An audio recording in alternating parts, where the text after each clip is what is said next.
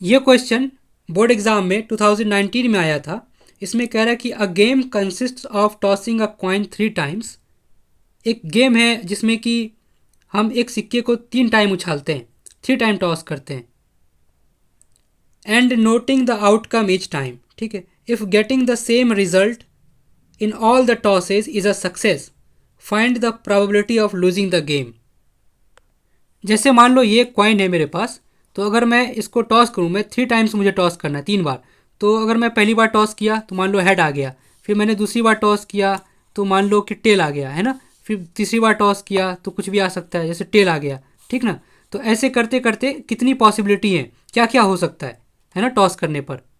तो मान लो कि जब पहली बार टॉस किया तो पहली बार में हेड आ गया, दूसरी बार में हेड आ गया, तीसरी बार भी हेड आ गया। ऐसा भी हो सकता है भाई, है ना।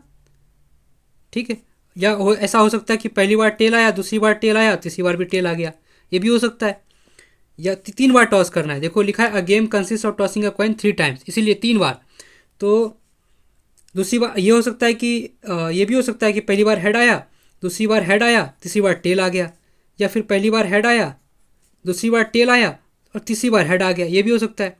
और क्या क्या हो सकता है कि पहली बार और क्या हो सकता है, पहली बार में हेड आया, दूसरी बार टेल आया, तीसरी बार भी टेल आ गया। ये भी हो सकता है। और यहाँ देखो, मान लो इसी तरह देखो, टेल टेल हेड आ गया। ये भी हो सकता है कि पहली बार टेल आया, दूसरी बार टेल आया, तीसरी बार हेड आ गया। फिर ये भी हो सकता है कि तुम्हारा टेल आया और फिर हेड आया, फिर टेल आ गया। ये तो लिख लोगे भाई, गेम की तरह है बिल्कुल।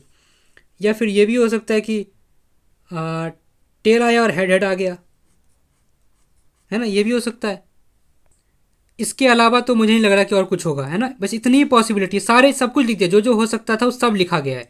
इसके अलावा कुछ और सोचो, कुछ नहीं सोचता। तुम टेल हेड टेल सोचोगे, वो भी इसमें मिल जाएगा। टेल हेड टेल, ये देखो tail head tail, head head tail, वो देखो, ये देखो हेड हेड टेल, कुछ भी सोचो इसमें मिल जाएगा। तो ये टोटल है कितने, 4 4 8, टोटल 8 पॉसिबिलिटीज़ हैं।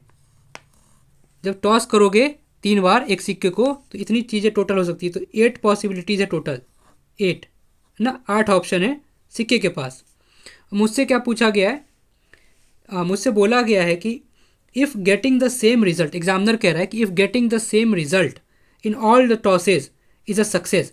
मतलब कोई कब जीतेगा, कोई लड़का कब जीतेगा, जब तीनों टॉस में सेम चीज़ें हो जाएं, तभी वो जीतेगा। मान लो कि किसी ने टॉस किया, हमने पैसे लगा दिए कि जो जीतेगा उसको 100 रुपये 200 रुपये ऐसे करके जीते, पैसे लगा दिए।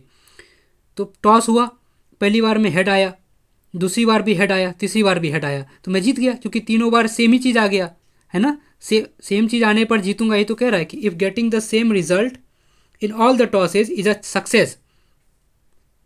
तो यहाँ अगर हेड हेड हेड आ गया तो मैं जीत गया, टेल टेल टेल आया तो मैं जीत गया। इसके अलावा तो मैं नहीं जीतूंगा कुछ भी, अगर और आज और कुछ हो गया तो मैं नहीं जीतूंगा।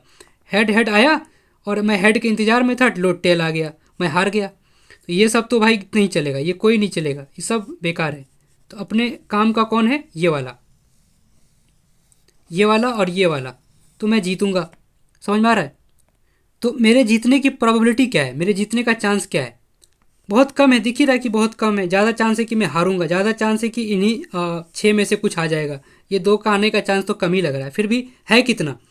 तो टोटल ऑप्शंस 8 हैं, उसमें से 2 ऐसे हैं जो मेरे फेवर में, जिन्हें जो मुझे पसंद है। ऊपर वो लिखा जाता है जो मुझे पसंद हो, अपना अपने दिल का अरमा लिखा जाता है, मतलब कि मुझे इन दोनों में से कौन पसंद है। ये दोनों ऐसे हैं पैटर्न, जो आ जाएं तो मैं जीत जाऊं।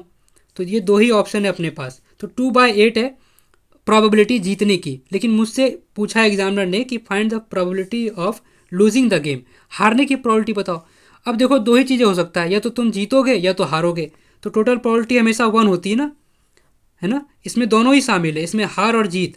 या तो तुम जीतोगे या तो तुम हारोगे, मतलब या तो जीतोगे या तो हारोगे, है ना। दोनों ही इसमें शामिल है।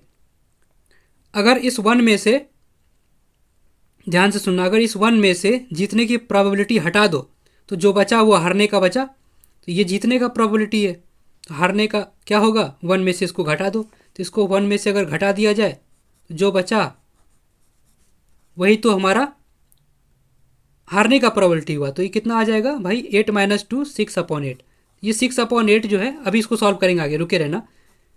ये हमारे हारने की प्रोबेबिलिटी है, तो आंसर हो गया।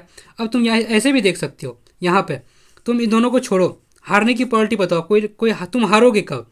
टोटल ऑप्शन है 8, उसमें से मुझे हारना है, तो मेरे पास ऑप्शन है 1 2 3 4 5 6, 6 ऑप्शन है मेरे पास हारने के। 6/8 यहाँ भी आ रहा है, या ऐसे भी कर लो, ठीक है।